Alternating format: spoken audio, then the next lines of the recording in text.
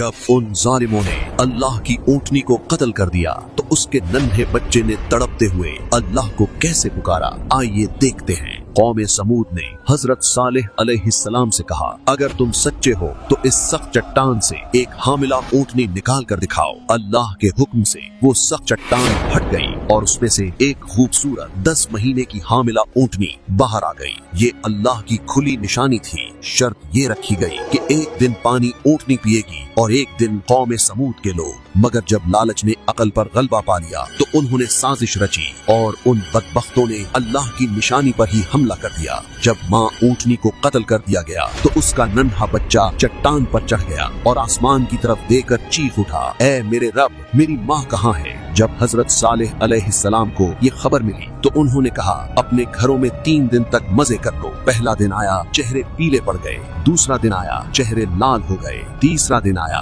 चेहरे काले पड़ गए। और फिर चौथे दिन आसमान से एक ऐसी चीख आई जिसने उनके दिल चीर कर रख दिए और कौम समूद हमेशा के लिए इबरत का निशान बन गई।